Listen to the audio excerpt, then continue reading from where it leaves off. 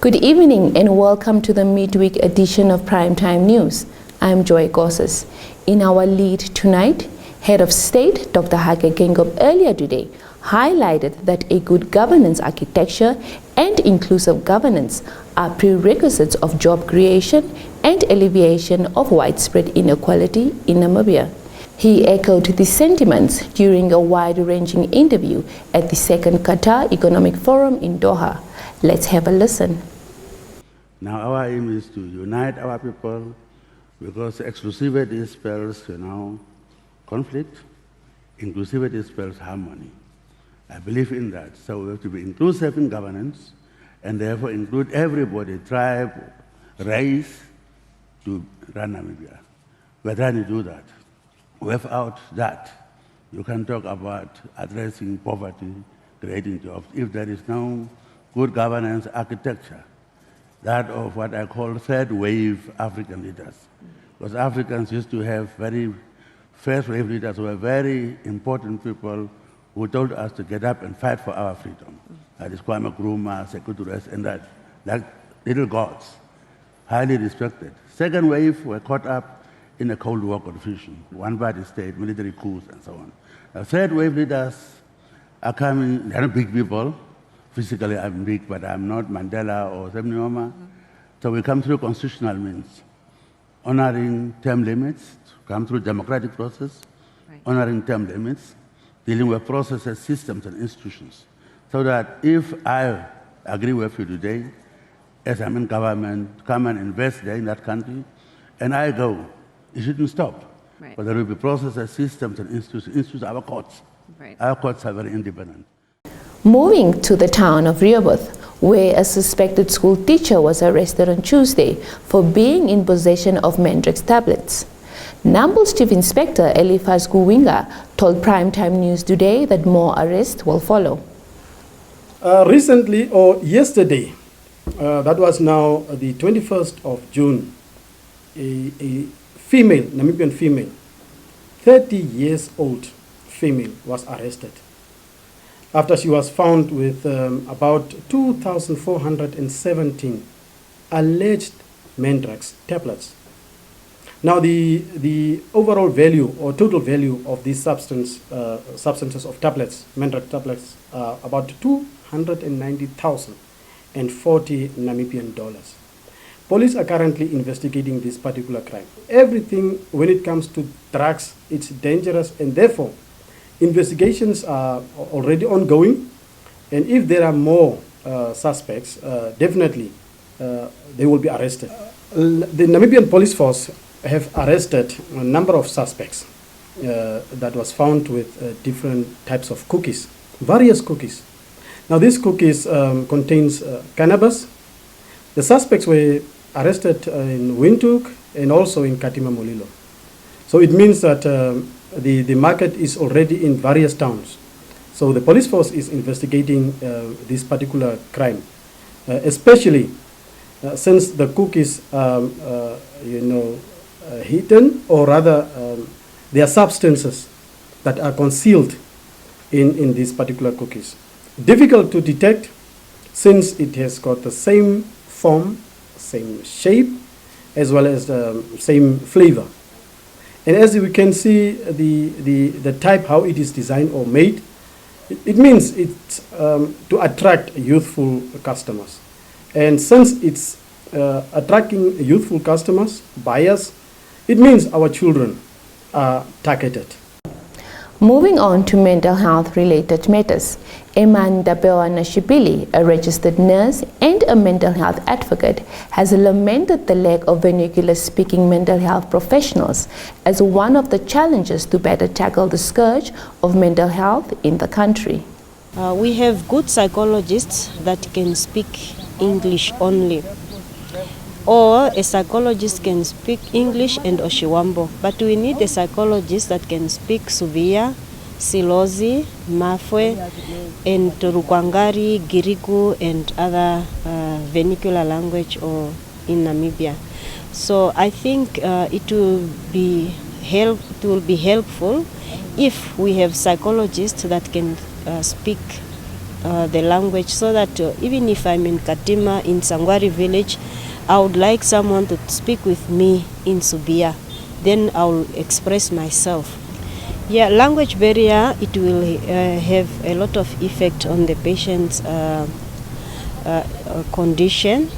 Sometimes you don't know how to express yourself in English. You want to express yourself deeply in English, but you don't understand, you don't know. So the psychologist or the social worker that is talking with you is speaking in English. But sometimes, even though I'm a graduate from UNAM, I want someone that can speak Oshindonga or Oshiwambo, whereby I can express myself. Yandiko siku, I don't sleep during the night. So hiarara ujo utukwa uhemba hama. So those things, but then if I'm expressing myself with someone who speaks English, I'll just say I don't sleep during the night. But then if I speak my language, shimbarara urimbimo novino utuku. When I'm sleeping, I used to see things. But then I can only express that in Oshierero, in Subia, in Oshiwambo, and in Rukwangari. But if I could have that opportunity to get someone that can speak my language, then I can express more. Now, the current frigid weather has seen temperatures countrywide plummet to sub-zero of late. Earlier this morning, a cold-related death was reported in the capital. The Namibia Weather Office has since issued a countrywide advisory on the cold weather and cautioned small livestock farmers to take necessary precautions to safeguard their livestock. Yeah, very unfortunate situations that is taking place in the south as well as over the central parts. But what we do is we normally issue an advisory or warning for if there's a likelihood of very cold temperatures then setting in places. So they should be on the outlook or on alerts as we issue this information through the printed media and electronic media, where we normally give advice. If there is temperatures that goes below 0 degrees Celsius, we normally give an advice. Or if there's any likelihood of severe event like hailstorms or severe thunderstorms, then we always issue this at least 2 or 3 days ahead before the onset of the activities. So what we do is for the nurseries or the people normally do some crop plantations, when we see there is a likelihood of temperatures go below 0 degrees Celsius, we normally give the advice that goes out.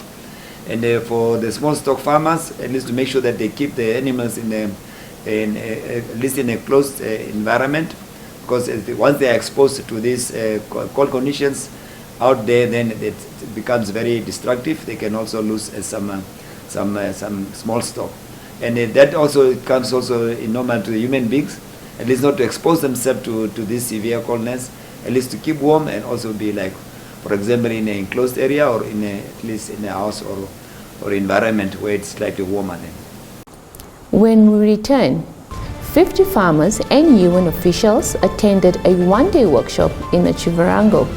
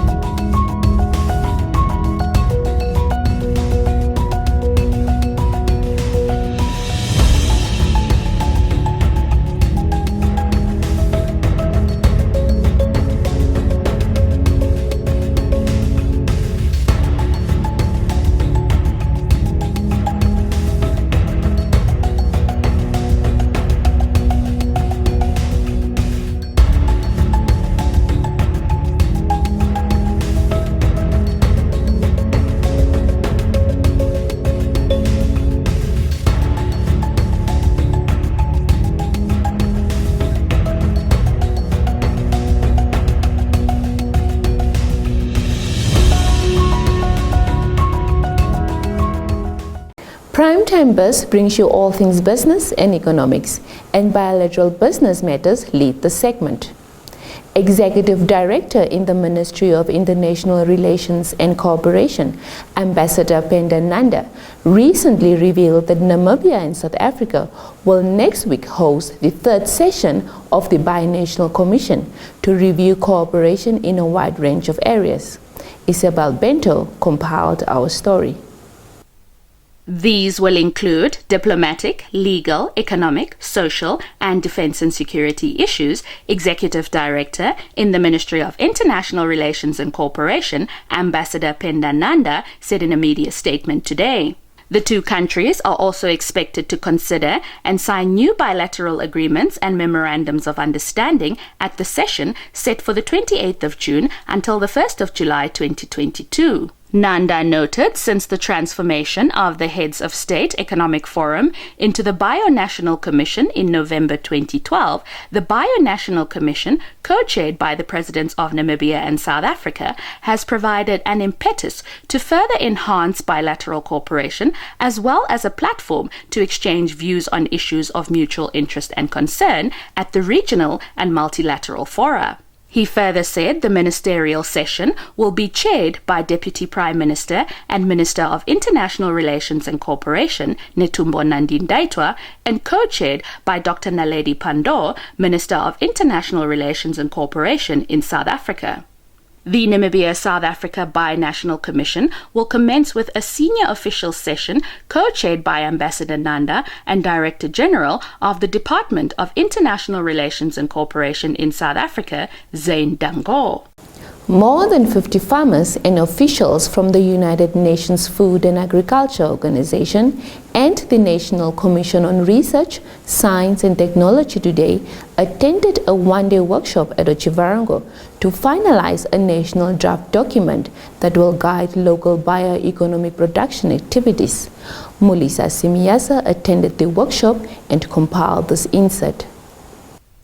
Bioeconomy production refers to all business activities centered around and derives livelihoods on the local natural resources to produce their fertilizers, animal feed, food for consumption, fuel, building materials, and green technology, amongst others. The one-day workshop was organized by the National Commission on Research, Science and Technology and is being facilitated by the Food and Agricultural Organization's National Project Coordinator, Eugene Kangwashavi. Kangwashavi, in his introduction, said the purpose of the workshop with the farmers is to come together and finalize a government draft document that will guide producers of various products from natural resources. He noted the information contained in the document was collected from different regions and stakeholders, which the workshop is supposed to finalize and validate before it is passed on to Cabinet for approval and consequently publishing. Adding, the document will guide the local producers from the year 2023 to 2028. Stay tuned for your sports news, but first the economics roundup, followed by the weather forecast.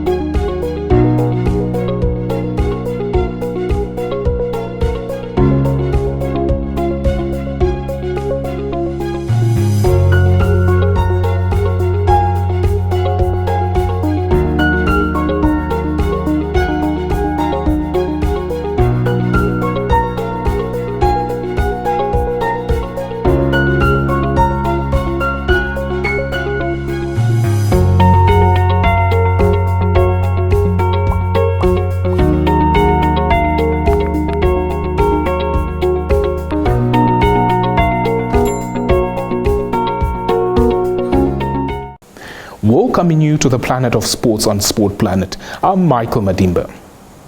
We begin with rugby developments. The Council of the Namibia Rugby Union recently held an extraordinary general meeting in the capital to select its new executive. At the meeting, Petri Teron was elected as new president of the union, while Johan de Gat was elected as vice president of rugby, and Christian Ventvogel, vice president in charge of governance. On to the Bundesliga. Senegal forward Sadio Mane has revealed that he turned down offers from other clubs to join Bundesliga champions Bayern Munich. Bayern earlier today confirmed his transfer. The 30-year-old Liverpool winger signed a 3-year deal with the Bavarian heavyweights. Mane told a German daily that Bayern seemed a good fit for him, wishing him the very best in his new challenge. Stand by for your sports roundup.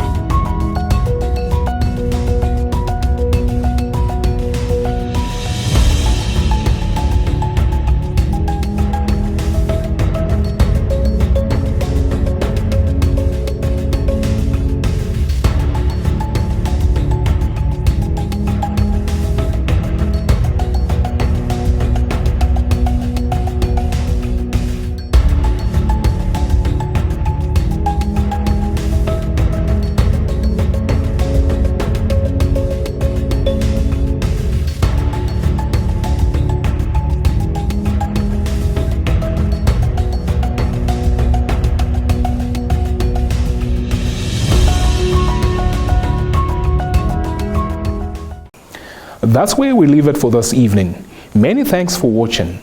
If you're new to this channel, please subscribe, like, share and press the notifications bell to stay posted on the latest happenings locally and globally.